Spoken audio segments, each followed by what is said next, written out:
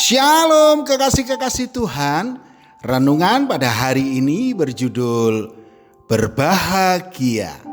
Sebelum kita mendengarkan renungan pada saat ini, marilah kita sama-sama mengawalinya dengan berdoa. Bapa, di dalam nama Tuhan Yesus Kristus, ya Roh Kudus, hanya melalui kebenaran firman-Mu kami boleh berjalan di dalam terang-Mu ya Tuhan. Untuk itu kami sambut berkat firman-Mu di dalam nama Tuhan Yesus Kristus. Amin. Firman Tuhan pada saat ini terambil dari Mazmur 1 ayat 1 sampai dengan 3. Berbahagialah orang yang tidak berjalan menurut nasihat orang fasik, yang tidak berdiri di jalan orang berdosa, dan yang tidak duduk dalam kumpulan pencemooh, tetapi yang kesukaannya ialah Taurat Tuhan, dan yang merenungkan Taurat itu siang dan malam. Ia seperti pohon yang ditanam di tepi aliran air, yang menghasilkan buahnya pada musimnya, dan yang tidak layu daunnya. Apa saja yang diperbuatnya berhasil.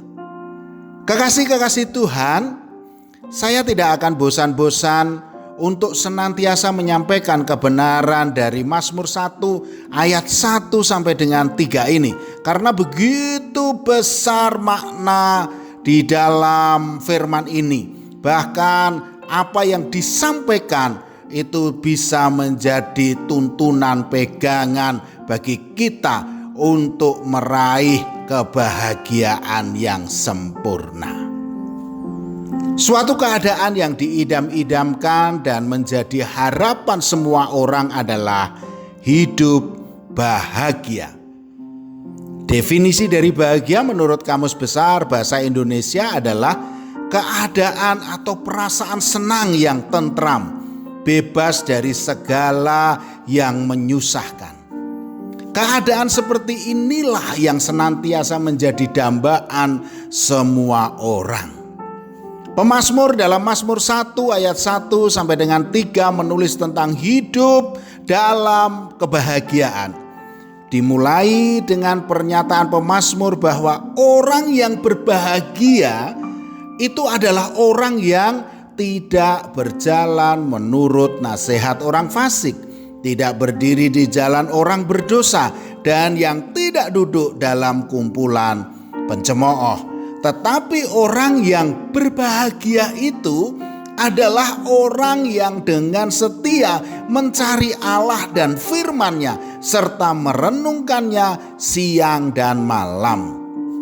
Hasil atau berkat dari nasihat pemazmur tadi tertuang di ayat yang ketiga, saudaraku. Ia seperti pohon yang ditanam di tepi aliran air, yang menghasilkan buahnya pada musimnya, dan yang tidak layu daunnya. Apa saja yang diperbuatnya berhasil.